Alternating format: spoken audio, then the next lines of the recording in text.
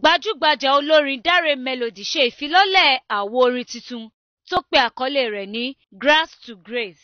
Pẹ̀lú 20 ọdún lórí ìtàgé tí ó ti ń kọrin, tẹlifíṣàn Orísun péjú pésẹ̀ síbi ayẹyẹ náà tí ọ̀pọ̀lọpọ̀ ènìyàn káàkiri láti òkè òkun àti orílẹ̀-èdè náà péjú pésẹ̀ síbi ayẹyẹ náà. Àwọn ènìyàn yìí sì ṣe àpèjúwe Dare Melody gẹ́gẹ́ bí onírẹ̀lẹ̀ ènìyàn. Ẹ gbọ́ bí wọ́n ṣe sọ. Ọmọ gidi ni. Mo ti mọ̀ ọ́n sìn about 18 years ago mo ti mọ̀ Dare Melody ni mo dẹ̀ ti like music ẹ̀ gan. To extent that I cannot do without playing his music every day.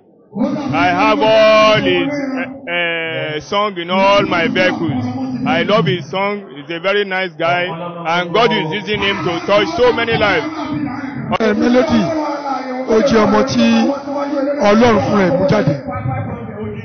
Àti wípé ìwọ̀n ìjọba afẹ́kọ̀ọ́ máa ran ọ̀wọ́ lérè yìí lọ́wọ́ kí gbogbo orílẹ̀-èdè kó lè jẹ́ ẹ̀kan.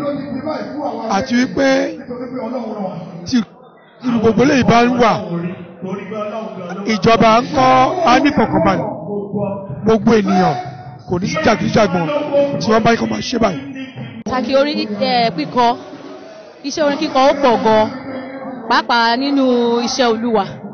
Tí ènìyàn bá jẹ́ òjíṣẹ́ Ọlọ́run tí orin kíkọ ò bá tí sí nínú ẹ̀, iṣẹ́ yẹn ò tí pé. Tá bá lọ kàwé Bíbélì dáadáa, a rí wípé Dáfídì olórí àwọn akọrin, iṣẹ́ orin yìí orin ló máa ń kọ tó máa fi ń gbé Ọlọ́run, orin ló máa ń kọ tó máa fi ń pọ́n Ọlọ́run lé. Nígbà tó bá ṣẹ̀, tó bá lọ tó bá bọ̀, á yin Ọlọ́run, á yìrà, á yin Ọlọ́run. Tí èèyàn bá jẹ́ òjíṣẹ́ Ọlọ́run tí iṣẹ́ ìránṣẹ́ tí kò bá ti sí orin nínú ẹ̀, iṣẹ́ ìránṣẹ́ yẹn ò tí pé. Orin jẹ́ nǹkan tí a fi ń yin Ọlọ́run. Ó jẹ́ ohun tó máa ń gbèyàn láti ìpele kan lọ sí ìpele míì. Ẹ̀wẹ̀, wọn ò ṣàìsọ pàtàkì orin kíkọ àti iṣẹ́ tí orin máa ń ṣe ní àgọ́ ara ènìyàn. Bákan náà ni Dare Melody dúpẹ́ lọ́wọ́ gbogbo àwọn ènìyàn tó péjú pésẹ̀ síbi ayẹyẹ náà, pàápàá àwọn tó jẹ́ kí ayẹyẹ náà ṣeé ṣe. Ó tún wá ra àwọn ọ̀dọ́ láti gbájúmọ́ ohun tí wọ́n bá ń ṣe, pàtàkì jùlọ àwọn tó ń fi iṣẹ́ orin jẹun. Mo kàn máa sọ fún wọn wípé kọ́ gbìyànjú kán kàwé dáadáa, wọn bá tàkà òun ló help wa o. So iṣẹ́ orin ẹ̀mí òun ṣòro tó yẹ pé ó ṣe fọwọ́ yẹpẹrẹ mú, èèyàn gbọ́dọ̀ gbàdúrà dáadáa kí wọ́n dẹ̀ ní focus torí ọjọ́ iwájú. Bẹ́ẹ̀ni.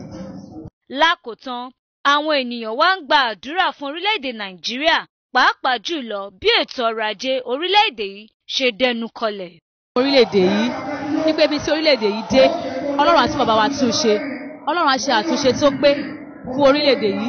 Ọlọ́run á gbé orílẹ̀-èdè yìí kúrò ní ìpele tó wà yìí, á gbé lọ sí ìpele ìrọ̀rùn, á gbé lọ sí ìpele ògo, á gbé lọ sí ìpele àlàáfíà. Padà ṣe wọ ọdún tí àwọn ọdún wò wáyìí lórúkọ Jésù, á fàyọ̀ ṣe ọdún lórúkọ Jésù.